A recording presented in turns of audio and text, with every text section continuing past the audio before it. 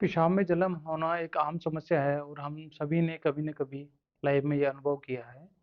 लेकिन बिना सोचे समझे पेशाब में जलन होने के कारण लोग ये सोच लेते हैं कि हमें यूरिन इन्फेक्शन हो गया है और एंटीबायोटिक स्टार्ट कर देते हैं, जो कि बहुत गलत है। और उससे एंटीबायोटिक रेजिस्टेंट यानी भविष्य में एंटीबायोटिक नहीं काम करने का खतरा बना रहता है। आइए इस वीडियो में चर्चा करेंगे कि किन कंडीशन में हमें एंटीबायोटिक काम में लेना चाहिए। नमस्कार, मैं doctor Ghanshyam, MCh urologist and kidney transplant surgeon. आजकल के टाइम पे एंटीबायोटिक रेजिस्टेंट जो एक समस्या डॉक्टर्स के सामने उत्पन्न हो रही है, उसका मुख्य कारण ये है कि बिना सोचे समझे या बिना डॉक्टर के प्रिस्क्रिप्शन से एंटीबायोटिक यूज़ करना। और बहुत कॉमनली ये पेशाब में जलन होने के लिए भी काम में ली जाती है। तो आइए हम बात करेंगे पेशाब में जलन के कौन से ऐसे कारण हैं जिनमें एंटीबायोटिक्स नहीं लेनी चाहिए। तो पेशाब में जलन होने के मुख्य कारण होता है डिहाइड्रेशन, यानी पानी कम पीना।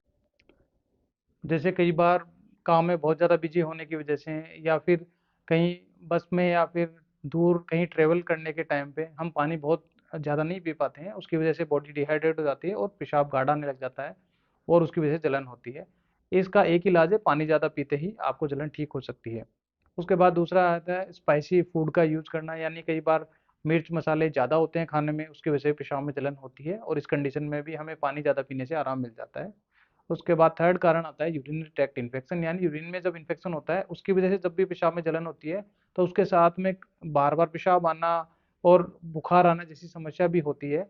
इस कंडीशन में हमें डॉक्टर से राय लेके एंटीबायोटिक जो यूज की जाती है वो प्रॉपर गाइडेंस के साथ लेनी चाहिए। कौन सा बैक्टीरिया है उसको आइडेंटिफाई करके डॉक्टर देते हैं हमेशा, और उसके सेंसिटिविटी के अकॉर्डिंग देते हैं ताकि हमें इसका भविष्य में भी कोई नुकसान नहीं हो।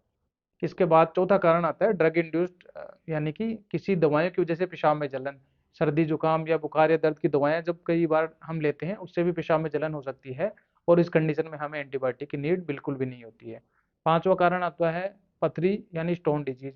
जब भी किसी गुर्दे की नली के निचले हिस्से में या पेशाब की थैली में जब पथरियां बनती है उसकी वजह से भी पेशाब में जलन होती है, उसमें भी हमें दवाई में एंटीबायोटिक की जरूरत नहीं होती है।